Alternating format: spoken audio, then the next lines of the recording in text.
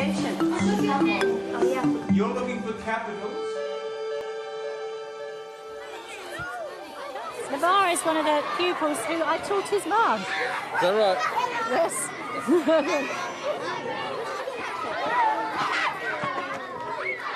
Jackie de Saules first did playground duty at Howard Primary School in Croydon 25 years ago as a supply teacher. Now teaching those children's children, Jackie has recently won the London Primary Teacher of the Year award, and John Bailey has made a date to meet her. I was nominated by some ex-pupils. Were you? And they sent in a nomination, and then obviously it has to be endorsed by the head teacher of your school. So John endorsed it with a bit of help from some other people, and then you get shortlisted, and it all goes from there. That was the whistle. That must be the best nomination from students. It was it was a great surprise, and it wasn't just one; it was a group of them. What difference has it made to you? I get people like you coming round and visiting. Where could we possibly find when the school actually was opened? In the logbook. In the logbook. Jackie's Year 6 class are currently compiling a child's guide to their school to be sent out to prospective pupils. The head teacher actually wrote in here at the time. So we now know the actual date Howard School opened was what date? 1898. Can you read the month? April the 25th. April the 25th. And what it actually says next to it is admitted 27 children. So certainly got a bit more crowded since then. Is that all right up there? Can we discuss what you're going to do? Yeah, first one we've got to do the... So have you got a sketch in your book about how you think it might look? Third one is going to be about school uniform. And then the fourth one you can start doing about the history of the school, OK? That would be good. Yeah. A picture of the logbook, maybe. Yeah, we want it a bit smaller. Sure you don't want it in the middle where everyone can see it. No, but Trey, we want it... I think what she's doing is a good idea, because remember you've got writing. Yeah, I think that looks lovely, do you? Just one thing about this class is they look perfect. You've got a wide range of children coming to the school, and I expect they have their glorious moments just like they do elsewhere in London. They do indeed. So, what do you do? What does the school do to produce this fabulous studying environment? Right from day one, we establish what we expect from them. And we basically expect perfection. So if they're not always perfect, they can at least be good. We set them the standards and we set what our expectations are, and we have this within the Howard School policy is that every child has a right to learn and the teachers have a right to teach. You sure you check? Yeah. Check it is the third. The light blue will be like the ship. You know that there is a photo just of the badge on there? Oh, we can stick that there in the corner, Joe. No, we can stick that in the middle. No, our picture's going to be in the middle. I've been working with Jackie for 5 years, so we kind of know how each other work. We sort of feed off of each other. I can see that she's dead charismatic in the class. Oh, definitely. How does she do it? What is it? I think she's a one-off, to be honest with you. They love being taught by her. She makes the lessons so interesting. And she takes them very seriously, doesn't she? Yes, she does. I think she's found that fine line between... She's got a sense of humour and she'll have a joke with the children, but she knows how to control them, really. Right, can you listen, please? The first thing is make sure you have saved what you have done. If you log off and then Mrs. Holdaway is going to put it so that we can have a chance to see what everybody's done on the big screen. Drew, who are you working with? Bethany. Let's go to Bethany first, because Drew likes the way his name comes in. Falling down. Well done. One of the big gripes these days is that it's the central direction of education. You know, Ofsted, the national curriculum, literacy hour, numeracy hour. Well, I'm very lucky because I'm not restricted to timetables in the sense that I have to do an hour of this, an hour of that. Obviously, I make sure I cover all the things that the national curriculum requires me to, and teaching Year 6, you know if you've done that by the SATs results. But on a day-to-day basis, I'm allowed to be as free in my teaching as I want to be. But that's a very good start. Well done. And the children respond well to that freedom. In a mixed ability school, where over a quarter of the pupils have English as an additional language, Jackie's class was in the top 5% nationally in last year's SATs. Real learning happens like when you go out on trips and things like that, and first-hand observation, first-hand evidence, that's maybe being cut out somewhat by by the focus on, you know, especially the numeracy, literacy, science. I mean, we try our best to still have a broad and balanced curriculum, but sometimes it's not always easy. Lunchtime, a moment for reflection. But with her keen band of helpers, lunchtimes in Jackie's classroom are seldom restful. Bring them over here, what you've got. These smaller ones, OK?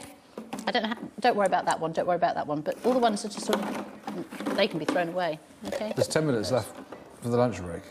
As the late, great Frankie Howard would say, you're at it all the time. Short lunch breaks, preparation, paying attention to children all the time. Is that how you have to do it? We work on the basis that we're one big team in this classroom, and so if I'm prepared to give up some of my time, they'll be prepared to give up some of their time, so if they need additional help with work or learning, then that's how we view it. Do you work in the evenings as well? I do. Until when? Go on, be on. Tell the truth. Certainly round up to about midnight. Right, what I would like you to have out in front of you first is the work that you took home to do with the cans and also the bread. Now, I've already had conversations with some people. They found it a bit difficult, but I think if we go back over Jackie some of the work embarks we on an did last afternoon of week science, and remember what revisiting we heard from last the week's videos, topic I think before you'll soon tackling see today's. Actually, the answers were quite repetitive. If you just could remember what microbes like in order to survive. What's the first thing we learnt about microorganisms? What can you say about microorganisms? What's the first thing that comes into your mind? Very tiny. Very, very tiny, microscopic. Thank you, Javier. They don't like extremely hot. They don't like extremely hot places. So what could we say, Jennifer, what could we say that they do like? Not too wet, but... Not too wet, not too dry. They live in warm and damp places, but they also live in the air.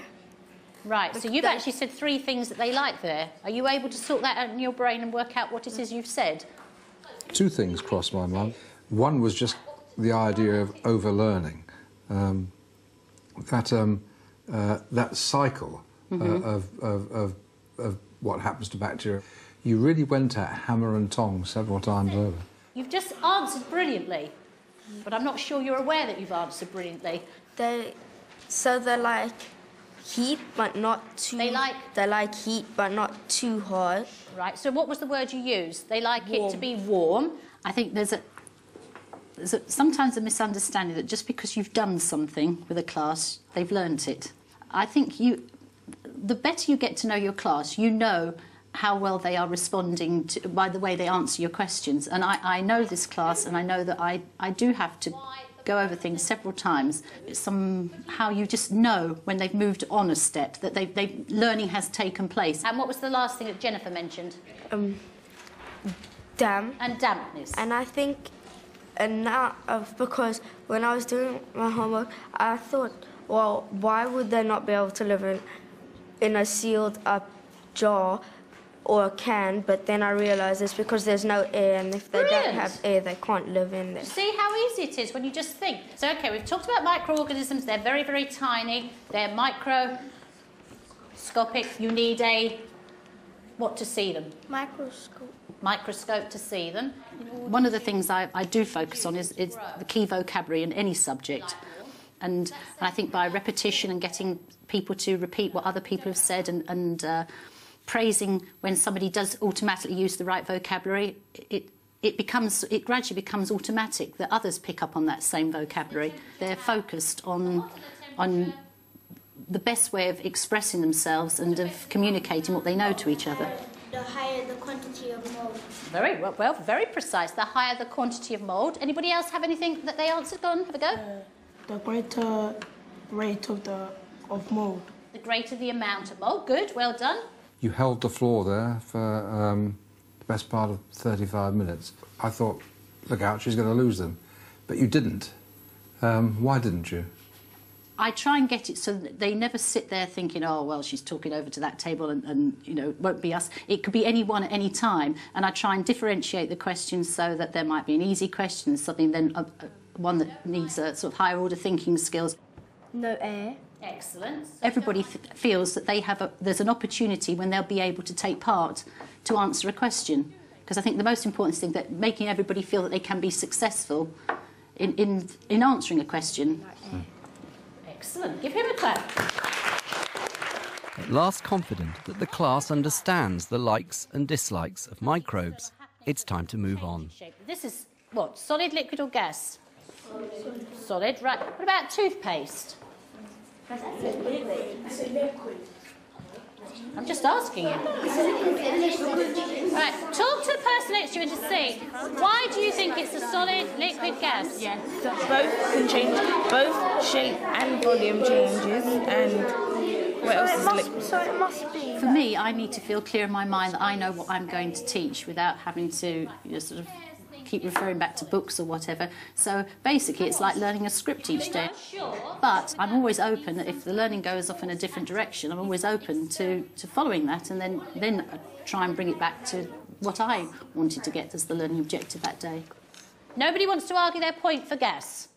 Drew, did you want to argue on behalf of a liquid? A solid is something hard that can't change shape, and a toothpaste can change shape. Even though it's thick, it's still a little bit runny. Tell me again. You stepped at about midnight preparing all this. Just tell me what happens to your social life. in what respect? Are you asking me out? Well, television and all that, probably inappropriate, I dare say. I mean, but if I did, I wouldn't get a date from Monday through Friday, would I? I mean, obviously for special occasions, I mean, one's prepared to... I know what I'm going to be teaching in the week and I know what needs to be marked straight away, but there are certain things that you know you can leave for a couple of days. So if you're well planned, I think, not just in what you're doing in school, but also in your social life, you can have a decent life. Have children changed much over the last 25 years? I think they've probably become more worldly. Children are children, aren't they? Although some of the public opinion is that education has got easier, I think some of the things they're having to learn now are certainly far beyond what I had to learn. Homework tonight. How are we going to separate the sand and the sugar? And in fact, some of the parents now with some of the homework are coming to say, this is hard. And I said, well, yeah, this is what's expected of them. And so I think it's quite an eye-opener for some of the parents to see what is expected of children by the time they're in Year 6. Thank you very much for this sense. Right, you want me to help write it down? Yeah. That was great. That was absolutely Bye. brilliant. Bye. Bye. Bye, Lauren. Bye. I know that they think they know things, but when you actually get below the surface, they're just repeating words they've heard. They don't understand what is going on. In fact, we did something the other day. It's like walking through a wheat field. The first time you walk through, what do we describe, Rita? The first time you walk through that field, what happens? It comes down and it comes back. It comes straight back up. But the more times you walk backwards and forwards along that pathway, what happens? It's going to make a pathway. It's sort of rote learning, but sort of trying to do it in a fun way too. But sometimes they take it out of you. Were you tired at the end? I'm always tired at the end. I mean, it would be wrong to say you're not tired. Yes, you are tired at the end of the day. Yes. But if you think you've made a difference, then you keep on doing it.